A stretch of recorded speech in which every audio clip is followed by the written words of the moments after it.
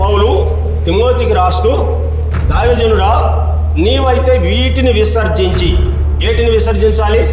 విసర్జించాల్సినవి సంపాదించుకోవాల్సినవి. అక్కడ రాయబడిన మాట వెంటాడవలసిన, అక్కడ పుట్టొట్లు నెంబరేసిన దగ్గర రాయబడి, విసర్జించలేనటువంటి వారందరూ కూడాను దేవుని ప్రజలుగా ఉన్నటువంటి వారు లేదా ఎవరూ కూడాను క్షేమంగా లేరు. సమకూర్చుకునేదే 7వ దినానికి కూడా నీకు అదే ఉపయోగపడుతుందని దేవుడు ఆజ్ఞాపించినట్లుగా రాయబడి ఉన్నది. అయితే ఈ ఆదివారమే పనికి వెళ్ళడంలో అంటే దేవుని సన్నిధికి ఎలాంటి ప్రాధాన్యత ఇస్తున్నారు? దేనికి? ధనానికి ఇస్తున్నామా, దీనికి ఇస్తున్నామా?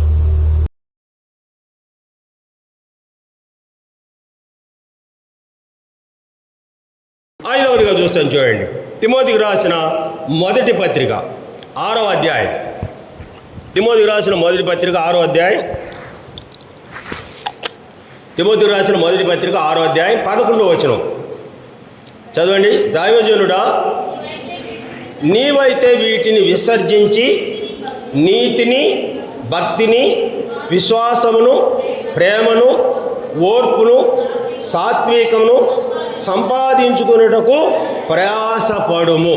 ఇప్పుడు ఇక్కడ అపోస్తలుడైన పౌలు తిమోతికి రాస్తూ, దైవజనుడా, నీవైతే వీటిని విసర్జించి, ఏటిని విసర్జించాలి?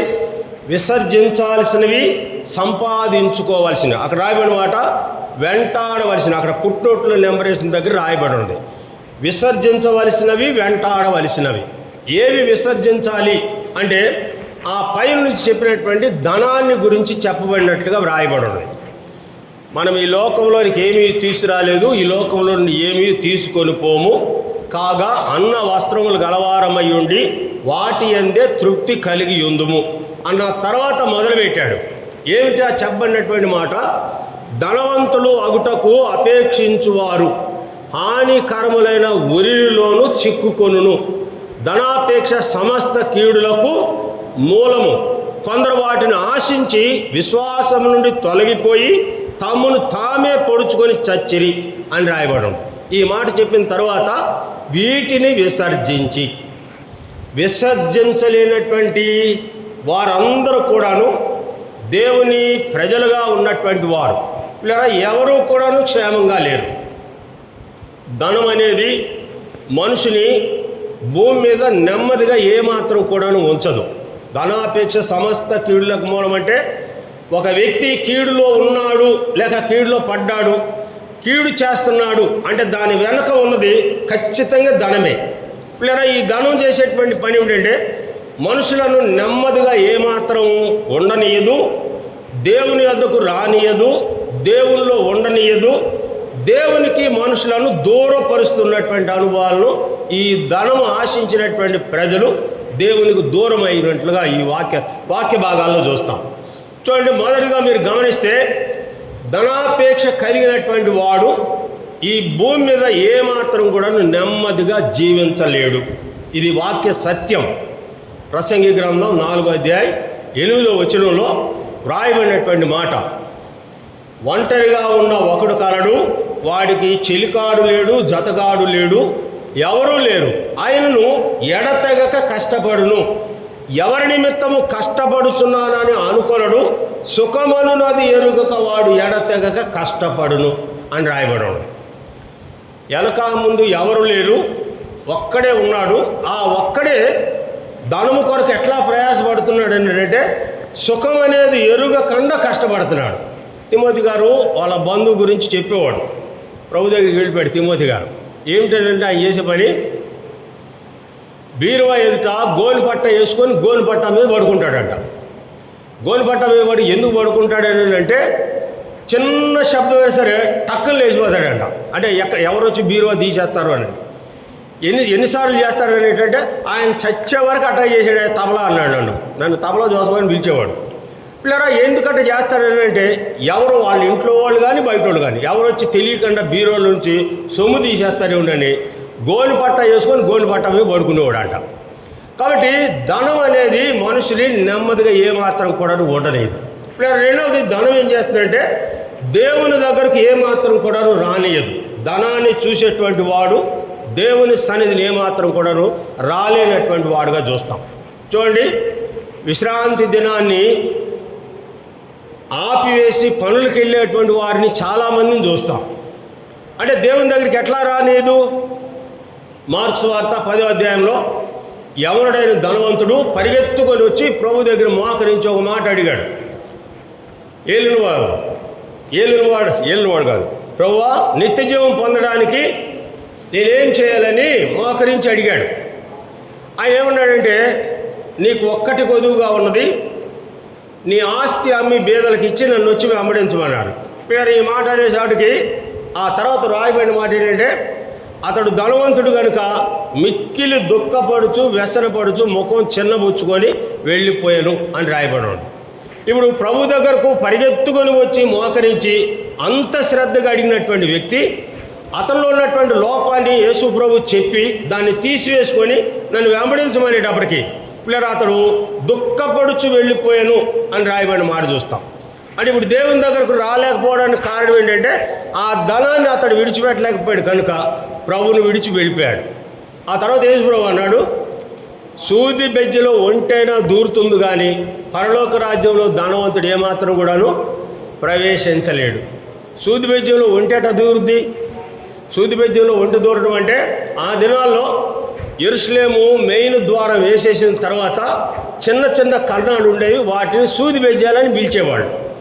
ఆ సూది బెజ్జంలో నుంచి అయినా సరే ఒంటి వెళ్ళిపోద్ది కానీ ధనవంతుడు పరలోక రాజ్యంలో ప్రవేశించలేడు అని చెప్పినట్లుగా చూస్తాం. కాబట్టి వీళ్ళరా, దైవజనుడా నీవైతే వీటిని విసర్జించి, అంటే దైవజనుడు అంటే దేవుని సేవకుడే కాదని మనం కాదు అనుకోమాకండి. ఎవరైనా సరే అటు దేవుడి సేవకుడే కావచ్చు, పెద్ద కావచ్చు, ఎవరైనా కావచ్చు, వీటిని విసర్జించి సంపాదించుకోవాల్సినటువంటి విషయాన్ని చూస్తాం. ఎందుకు ధనాన్ని విసర్జించమని చెప్పాడంటే సమస్త కీడులకు మూలం ధనమే. అది మనుషులను నెమ్మదిగా ఉండనీయదు, దేవుని దగ్గరకు రానియదు, దేవుల్లో కూడాను ఉండనీయదు. చూడండి, ఆదివారాలు పనికి వెళ్ళేటువంటి వారిని మీరు గమనిస్తే ఇప్పుడు ఒకరోజు కూలి కాదు అని అనుకుంటే దేవుడు అంతకంటే 2 అంతలు ఇస్తాడు.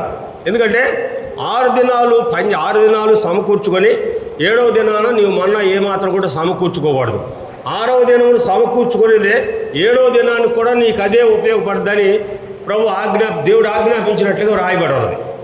అయితే ఈ ఆదివారమే పనికి వెళ్ళడంలో అంటే దేవుని సన్నిధికి ఎలాంటి ప్రాధాన్యత ఇస్తున్నారు? దేనికి ధనానికి ఇస్తున్నామా, దీనికి ఇస్తున్నామా? నేను పనిచేసేటువంటి దినాల్లో ఒక ఆదివారం పనిచేస్తే, అంటే నేను చెప్పేది దాదాపు ఒక 20 సంవత్సరాల క్రితం మాట, నేను ఒక ఆదివారం పనిచేస్తే వీళ్ళరా 800 రూపాయలు వస్తాయి. అంటే డబుల్ పేమెంట్ ఇస్తారు. శనివారం సాయంత్రం వచ్చి పని చెప్తారు, మీరు రేపు ఆదివారం రావాలి అని శనివారం వచ్చి చెప్తాడు. ఇలా దేవుని ఎదిగిన తర్వాత నేను జాబ్ చేసేటప్పుడు ఆదివారం వచ్చి శనివారం వచ్చి ఆదివారం మీకు పని ఉంది మీరు రావాలండి అని అంటే ఇలా నా అంతరంగంలో ఎట్ట పోరాటం ఉండేదంటే ఒకవైపు ఒక ఆలోచన వచ్చేది ఏంటంటే, ఒరే 800 రూపాయలు నీ పిల్లలకు ఉపయోగపడతాయి, ఒక ఆదివారం దేవునికి మందిరానికి వెళ్ళిపోయినా ఏ నష్టమే లేదు, కాబట్టి పని చేస్తానని చెప్పు అని చెప్పేసి ఒక తలం పోస్తే మరో తలం ఏంటంటే నువ్వు దేవుని సన్నిధికి ప్రాధాన్యత ఇస్తే ఎంతకంటే నీకు డబుల్ ఇస్తాడు. పిల్లరా, ఈ విషయంలో ఎంతసేపు తర్జన ఏదంటే నేను ఆయనకి ఏం చెప్పాడంటే, సార్ నేను వెళ్ళేటప్పుడు చెప్తానండి అని ఒకటి వెళ్ళేటప్పుడు చెప్తానని ఆఖరికి బలవంతంగా సార్ నేను రేపు రాలేండి నేను వేరే వెళ్తానని చెప్పి ఏం చెప్పాల్సి వచ్చేది. కాబట్టి మీరు ధనాపేక్ష సమస్త కీడులకు మూలం. దేవుని దగ్గరకు రానియదు, దేవునిలో కూడా నువ్వు ఉండలేదు. చూడండి, 2వ రాజుల గ్రంథం 5వ అధ్యాయం 27వ వచనంలో నయమానుకు విడిచిన ఈ కుష్ఠము నీకును నీ కుటుంబమునకు సర్వకాలము అంటియుండును అని ఎలీషా గెహజీ కుటుంబాన్ని శపించినట్లుగా వ్రాయబడినది. ఎందుకు అంత శాపం తీసుకొని వచ్చాడు అంటే, నయమాను తీసుకొచ్చినటువంటి కానుకలను తీసుకొనడానికి నా యజమానులకు మనసు లేకపోయాను. యెహోవా జీవంతోడు నేను పరిగెత్తుకొని పోయి ఇప్పుడే వాటిలో నేను కొంత తెచ్చుకుంటాను అని నయమాను రథం వెనక పరిగెత్తుకొని వెళ్ళి కొంత ధనం తెచ్చుకొని ఇంట్లో భద్రపరిచి తీసుకొచ్చి ఎలీషా గుమ్మ ముందు నిలబడ్డాడు. నిలబడినటువంటి గెహజీని చూసినటువంటి ఎలీషా, గెహజీ నీవు ఎక్కడి నుండి వచ్చితివి అని అడిగినప్పుడు, నీ దాసుడిని నేను ఎక్కడికి వెళ్ళలేదు, ఇక్కడే ఉన్నాను అని చెప్పాడు. వెంటనే ఎలీషా చెప్పిన మాట, నీవు నయమాను కలుసుకోవడానికి వెళ్ళినప్పుడు నా ఆత్మ నీతో కూడా రాలేదా? ద్రాక్ష తోటలు ధనం సంపాదించుకోవడానికి ఇది సమయమా? నయమానులకు విడిచిన కుష్టము నీకును నీ కుటుంబమునకు సదాకాలము అంటియుండును అని చెప్పించినట్లుగా చూస్తాం. వాటి మీద ధనము సమస్త కీడులకు మూలము. నెమ్మదిగా ఉండనేదు, దేవుని దగ్గరకు రానేదు, దేవుల్లో ఉండనేదు. కనుక ఇక్కడ పౌలు చెప్పే మాట, దావీదునుడా నీవు వీటిని విసర్జించి వీటిని సంపాదించుకొనుము. ఏటిని సంపాదించుకోవాలి? ఇక్కడ మొదటగా చెప్పింది నీతిని సంపాదించుకొనుము. నీతిని సంపాదించుకొనుము. మనుషుని నీతికి దేవుని నీతికి ఉన్నటువంటి తేడా. ఇలా మనుషుని నీతి ఎట్లాంటిది అంటే పైకి నీతిగా కనబడుతుంది, కానీ ఇలా లోపలంతా కూడాను యెషయా గ్రంథం 64వ అధ్యాయం 6వ వచనం ప్రకారం మా నీతి క్రియలన్నీ మురికి పేలికల వలె ఉన్నవి. పైకి నీతిగా కనబడతారు, కానీ ఇలా లోపలంతా కూడాను సమస్తమైనటువంటి చెడుతో నింపబడినటువంటి అనుభవం. మీరు సంఘటన జ్ఞాపకం చేసుకోనండి. దావీదు ఊరియాను భోజనములకు పిలిచిన సందర్భాన్ని చూస్తాం. దావీదు ఊరియాను భోజనములకు పిలవగా చుట్టుప్రక్కల ఉన్నటువంటి సైనికులు అందరూ కూడాను, ఒరే రాజు దగ్గర వీడికి ఎంత ఘనత కలిగిందో చూడు, దావీదు రాజు అంతట వాడు ఊరియాని భోజనములకు పిలిచాడంటే ఆ ఆధిక్యత ఎవరికి కూడాను దక్కదు అని మిగిలిన సైనికులందరూ చెప్పుకొని ఉండవచ్చు. అయితే దావీదు ఊరియాని భోజనములకు పిలవడంలో ఉన్న ఉద్దేశం ఏంటి? దావీదు ఊరియాని భోజనానికి పిలవడంలో ఉన్న ఉద్దేశం ఏమిటి?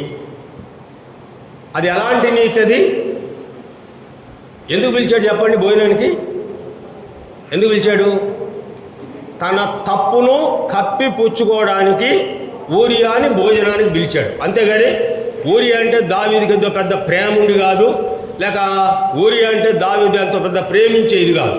తన తప్పును కప్పిపుచ్చుకోవడానికి ప్రజలందరూ ఎదుట ఎంతో నీతిమంతుడిగా కనబడడానికే పిలిచాడు తప్ప, లేదా దావీదు ఊరియాని భోజనానికి పిలవడంలో తన తప్పును కప్పిపుచ్చుకోవడానికే పిలిచినట్లుగా వాక్య భాగంలో చూస్తాం. కాబట్టి ఇక్కడ పౌలు నీతిని సంపాదించుకొనుము అంటే అర్థం ఏంటంటే దేవుని నీతి లేదా మనుషునికి ఏం కలుగజేస్తుందంటే ద్వితీయోపదేశకాండం 6వ అధ్యాయం 25వ వచనంలో ఈ నీతి మనకు ఎలా కలుగుతుందో వ్రాయబడి ఉన్నది. మన దేవుడైన యెహోవా ఆజ్ఞలను మనం అనుసరించి జీవించిన ఎడల మనకు నీతి కలుగును అని రాయబడి ఉంది. అబ్రహాము నీతిమంతుడిగా దేవుని నమ్మెను, అది అతనికి నీతిమంతుడిగా ఎంచబడెను. దేవుని ఆజ్ఞను అనుసరించినప్పుడు నీకు ఆపాదించబడేటువంటి నీతిని నువ్వు సంపాదించుకోవాలి. అంటే అర్థం ఏంటంటే దేవుని ఆజ్ఞను దేవుని మాటను అనుసరించి జీవించినప్పుడు దేవుని యొక్క నీతి నీకు ఆపాదించబడుతుంది. నీ నీతిని అనుసరిస్తే పిల్లరా నీకు వచ్చేది నష్టమే, కానీ నీ నీతి వలన ఏ విధమైనటువంటి లాభం లేదు. రోమపత్రిక 1వ అధ్యాయం 18వ వచనంలో వ్రాయబడినటువంటి మాట, దుర్నీతి చేత సత్యమును అడ్డగించు మనుషుల యొక్క సమస్త భక్తిహీనత మీదను దేవుని కోపము పరలోకము నుండి బయలుపరచబడుచున్నది. మనుషులంతా కూడాను దుర్నీతే, నీతి మాత్రం ఏమాత్రం కూడా లేదు. ఈ నీతి నువ్వు సంపాదించుకోవాలి అని అంటే దేవుని వాక్యమే నీ జీవితానికి ఆధారం అయి ఉండాలి.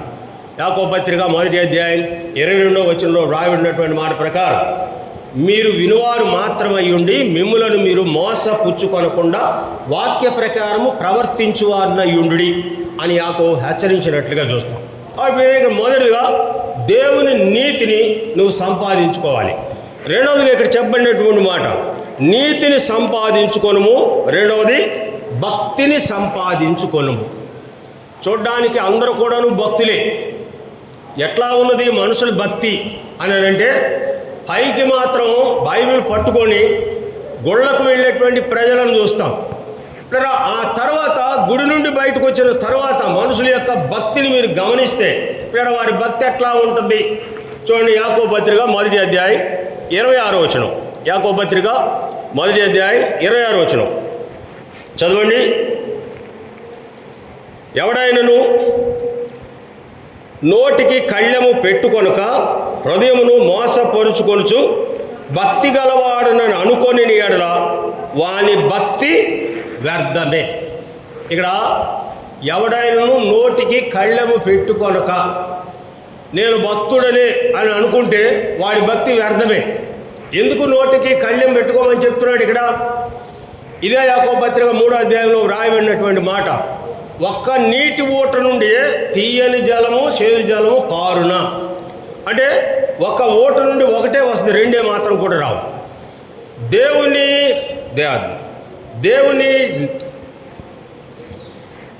3వ అధ్యాయం చూడండి, యాకోబు పత్రిక. దేవుని స్తుతించే ఈ నోటితోనే దేవుని పోలికగా పుట్టిన నరుని కూడాను శపించుదురు అని రాయబడి ఉంది. చూడండి ఇక్కడ 3వ అధ్యాయం చూడండి, 10వ వచనం. ఒక నోటి నుండి ఆశీర్వచనమును శాపవచనం బయలు వెళ్ళిన నా సహోదరులారా ఇలా ఉండకూడదు. నీటి బుగ్గలో ఒక్క జలం నుండి తీయని నీరు చేదు నీరు ఊరున నా సహోదరులారా అంజూరపు చెట్టున ఒలివ పండ్లను ద్రాక్ష చెట్టున అంజూర పండ్లను కాయున. అంటే అర్థమేంటి? దేవుణ్ణి స్తుతించే ఈ నోటితోనే దేవుని పోలికగా చేయబడినటువంటి మనుషుని శపించేటువంటి ప్రజలను చూస్తాం. అంటే నోటికి అడ్డు ఆదుపు లేకుండా దరిద్రమైనటువంటి మాటలు పలికే ప్రజలను లోకంలో చూస్తాం. ఇక్కడ వ్రాయబడిన మాట, భక్తిని సంపాదించుకొనుము. నేను భక్తి గలవాడను అని నీవు అనుకుంటే నీ నోట నుండి ఎలాంటి మాటలు రావాలి అంటే ఎఫెసీ పత్రిక 5వ అధ్యాయం 3వ వచనంలో వ్రాయబడిన మాట, కృతజ్ఞతావచనమే మీరు ఉచ్చరించవలను కానీ మీరు బూతులైనను పోకిరి మాటలైనను సరసోక్తులైనను మీరు ఉచ్చరించకూడదు, ఇవి మీకు తగవు, ఇదే పరిశుద్ధులకు తగినది అని రాయబడం. నీ భక్తి దేవునికి ఇష్టమైనదిగా ఉండాలి అంటే నీ నోటికి కళ్ళెము పెట్టుకోవాలి. తన నోటికి కళ్ళెము పెట్టుకొనక నేను భక్తి గలవాడని అనుకుంటే వాని భక్తి వ్యర్థమే. ఇప్పుడు నిజమైనటువంటి దేవుని భక్తి 27వ వచనం చూడండి, యాకోబు పత్రిక 3వ అధ్యాయం 1వ అధ్యాయం 27వ వచనం. తండ్రి అయిన ఎదుట పవిత్రమును నిష్కళంకమైన భక్తి ఏదనగా దిక్కులేని పిల్లలను విధవరాండ్లను వారి ఇబ్బందులలో పరామర్శించుటయు ఇహలోక మాలిన్యము తనకు అంటకుండా తన్ను తాను కాపాడుకొనుటయే. ఇక్కడ ఏది సంపాదించుకోవాలంటే మొదటిది నీతిని సంపాదించుకోవాలి, 2 భక్తిని సంపాదించుకోవాలి. ఈ భక్తిని సంపాదించుకోవడం అంటే ఇక రాయబడినటువంటి మాట దేవుని ఎదుట పవిత్రమైనది. మొదటిది నిష్కళంకమైనది ఏదంటే దిక్కులేని పిల్లలను విధవరాండ్లను ఇబ్బందుల్లో పరామర్శిస్తూ, 2 ఇహలోక మాలిన్యము నీకు అంటకుండా జాగ్రత్తగా కాపాడుకొనడమే దేవుడు కోరినటువంటి భక్తి. నువ్వు సంపాదించుకోవాల్సినటువంటి రెండవది ఏంటంటే మొదట నీతిని సంపాదించుకోనము, భక్తిని సంపాదించుకోనము. ఇక్కడ 3వదిగా చెప్పబడిన మాట విశ్వాసమును సంపాదించుకొనుము. అందరూ కూడా విశ్వాసులమే, పేరే విశ్వాసులే. అయితే పిల్లరా ఈ విశ్వాసం ఎట్లాంటిది? విశ్వాస పరిమాణం, అందరూ విశ్వాసులే. అయితే విశ్వాస పరిమాణం మనుషులు ఉన్నదాన్ని బట్టి ఏర్పరచబడినటువంటి స్థితిని చూస్తాం.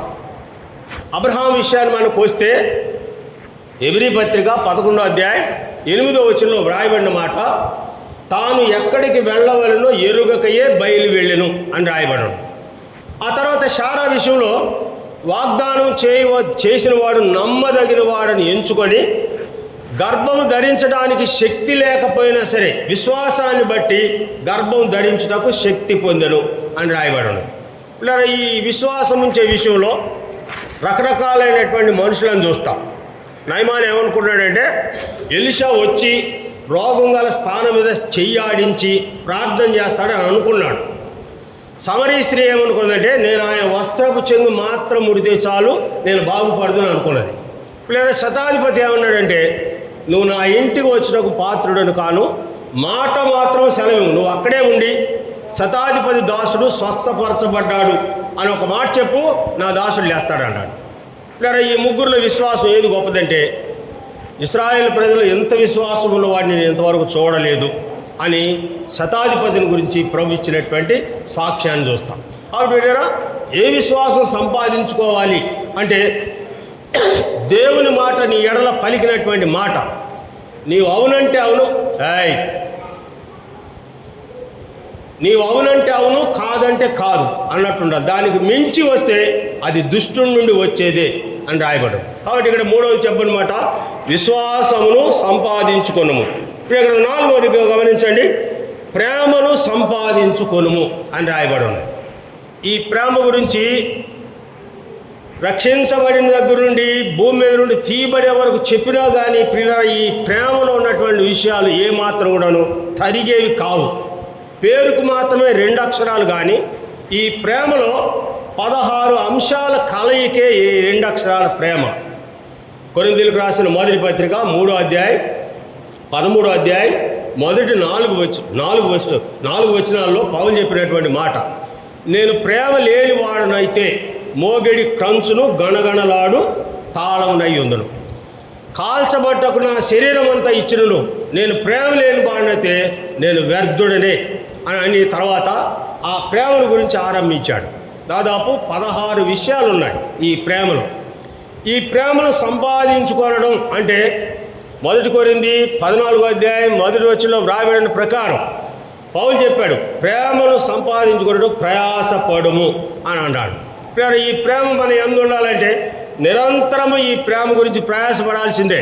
దేవుని ప్రేమ మన యందు ఎట్టి పరిస్థితుల్లో నిలబడదు. ఈ శరీరం ఉన్నంత వరకు ఈ శరీరము దేవుని ప్రేమను ఏమాత్రం కూడా అంగీకరించదు. దేవుని ప్రేమని యందు ఏమాత్రం కూడా ఉండేటట్టుగా ఉంచదు. ఈ ప్రేమను కలిగి ఉండాలంటే నువ్వు ప్రయాసపడాల్సిందే. ఆయన వెంబడించినటువంటి శిష్యులే ఈ ప్రేమను కలిగి ఉండలేకపోయారు. మత్తయి సువార్త 19వ అధ్యాయంలో పేతురు గారికి వచ్చినటువంటి కష్టం ఏంటంటే, ఎవరో 12 మందిలో పేతురును కాని మాట పలికాడు.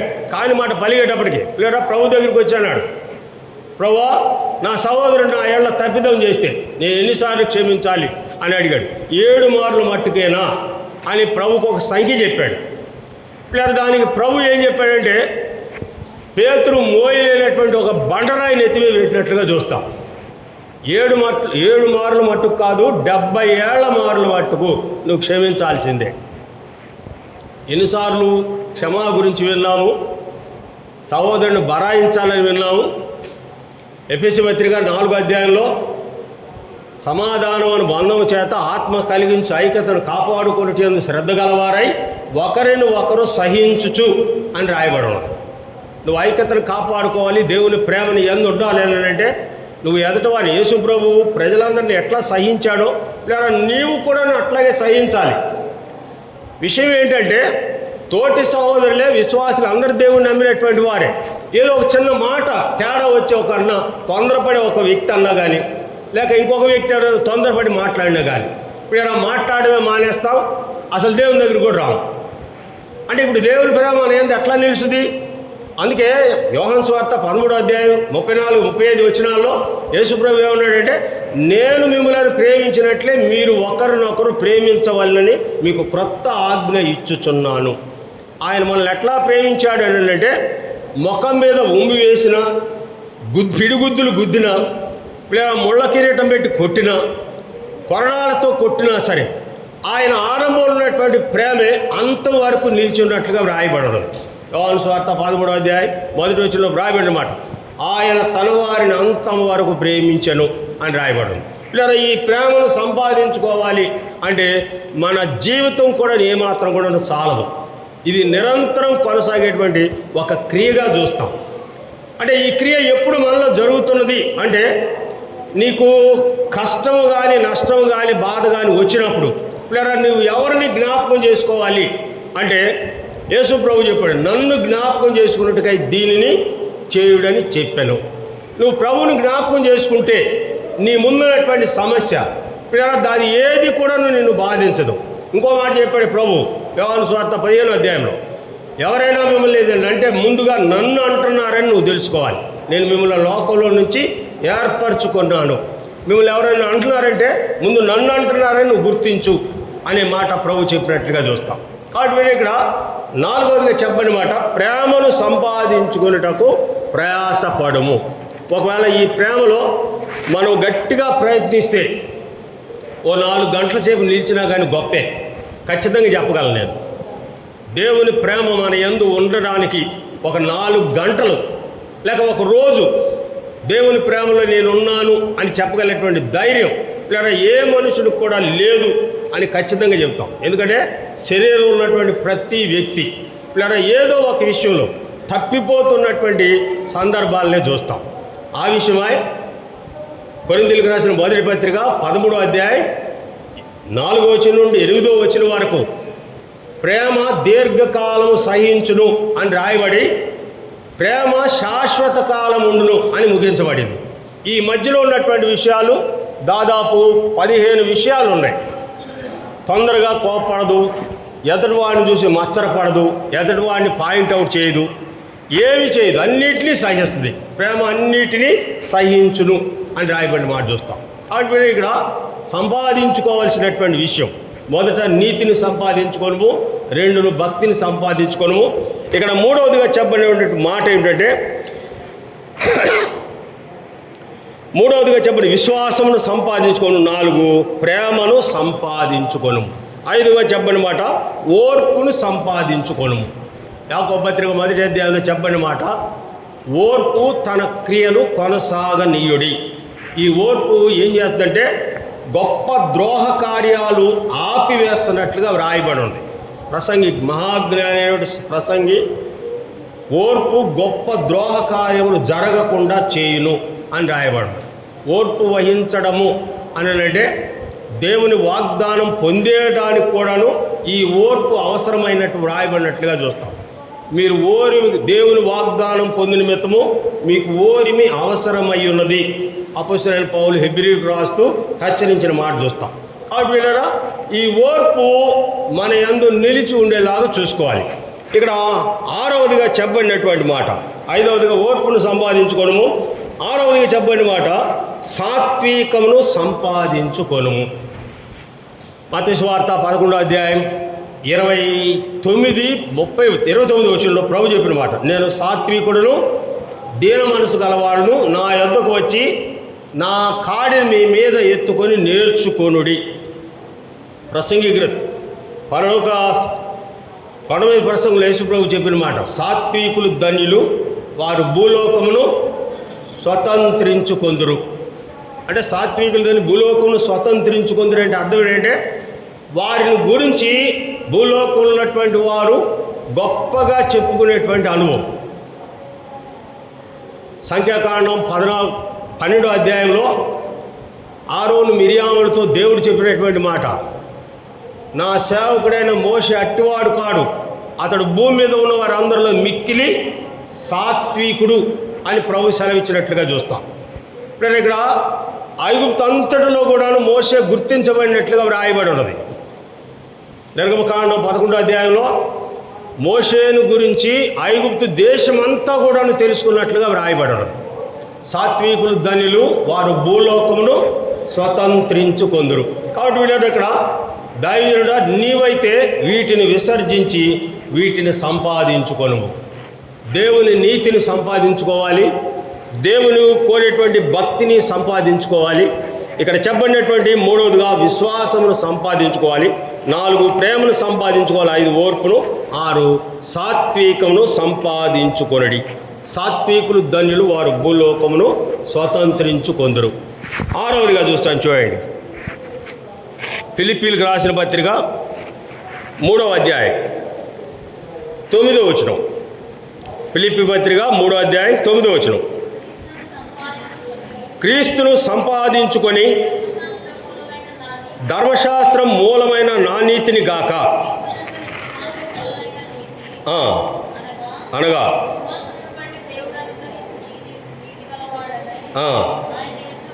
ఆయన యందు అగుపడు నిమిత్తము.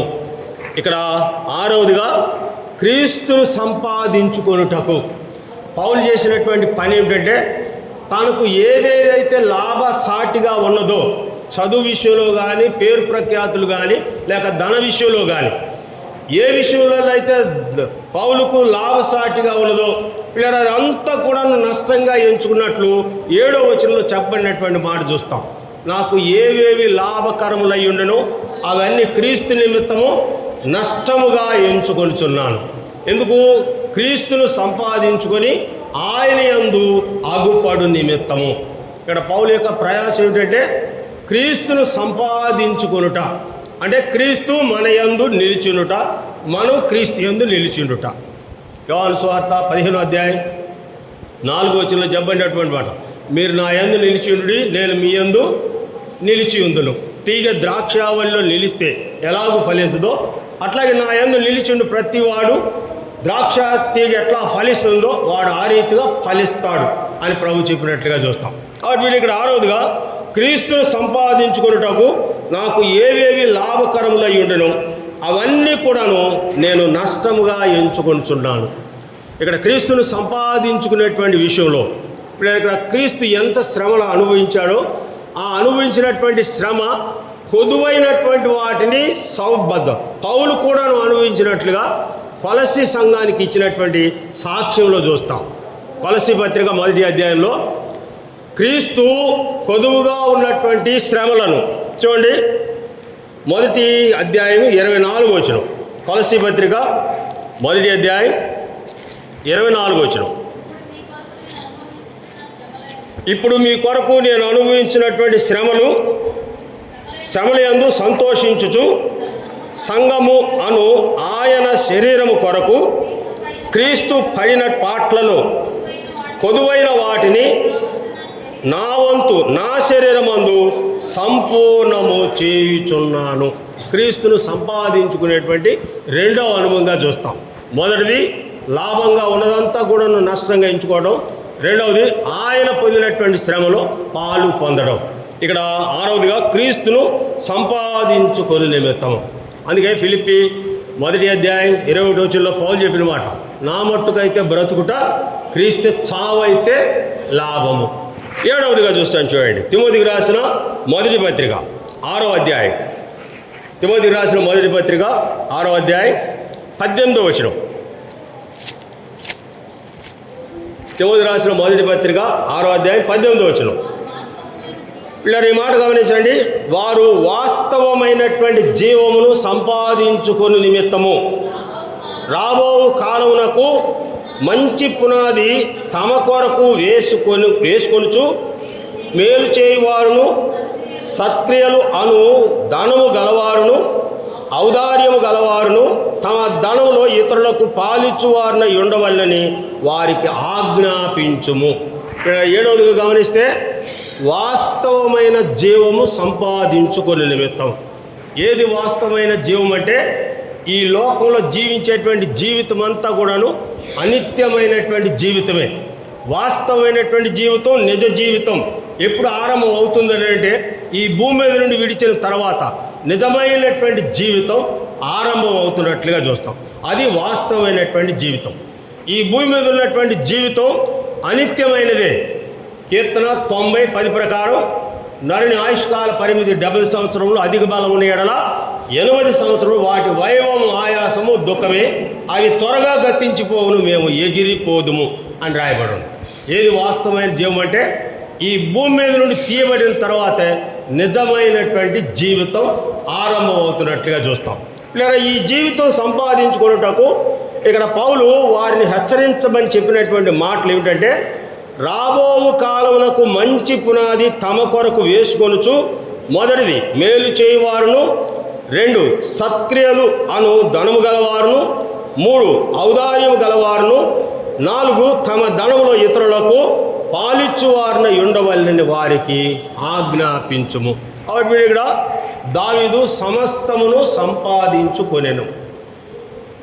ఈ లోక సంబంధమైన జీవితానికి అతడు సమస్తము సంపాదించుకొనగా, పిల్లరా పరలోక సంబంధమైనటువంటి జీవం కొరకై దేవుని సంబంధులైనటువంటి వారు సంపాదించుకొనవలసినటువంటి విషయాలు ఏమిటంటే, మొదటిది జ్ఞానం సంపాదించుకోవాలి, 2 బుద్ధిని సంపాదించుకోవాలి, 3 తెలివిని సంపాదించుకోవాలి, 4 అన్యాయపు సిరి వలన మీకు స్నేహితులను సంపాదించుకొనడి. అస్థిరమైనటువంటి ధనము కొరకు స్నేహితులను సంపాదించుకొనడి. ఇప్పుడు ఇక్కడ 6వదిగా చెప్పబడినటువంటి మాట, క్రీస్తును ఆయన యందు కనబడు నిమిత్తము నువ్వు క్రీస్తును సంపాదించుకోవాలి. క్రీస్తును సంపాదించుకోవాలంటే నీకున్న లాభమంతా విడిచిపెట్టాలి, క్రీస్తు పడినటువంటి ఆ శ్రమల్లో కొదువై ఉన్నటువంటి వాటిలో నీ వంతు నువ్వు నెరవేర్చాలి. ఇలా 7 వాస్తవమైనటువంటి జీవము సంపాదించుకొనుటకు నువ్వు ప్రయాసపడి నీ జీవంలో నిలిచి ఉండుటకు, నీ ధనంలో ఇతరులకు పాలియాలి, మంచి క్రియలు చేయాలి. రాబో కాలానికి మంచి పునాది ఈ లోకంలో ఉండగానే నువ్వు వేసుకుంటే వాస్తవమైనటువంటి జీవితంలో నువ్వు ప్రవేశించినప్పుడు లేదా నీవు ఇచ్చినటువంటి అస్థిరమైనటువంటి ధనంలో రక్షించమైనటువంటి వారు నిత్యత్వంలో నిన్ను కలుసుకుంటారు. ఎప్పుడంటే నువ్వు వాస్తవమైన జీవంలో ప్రవేశించినావు. వీళ్ళ ఈ 7 విషయాలు సంపాదించుకున్నటకు దేవుని సంబంధులు ప్రయాసపడాలి, వీటిలో నిలిచి ఉండాలి. ఆ రీతిగా దేవుడు సిద్ధపరచుగాక.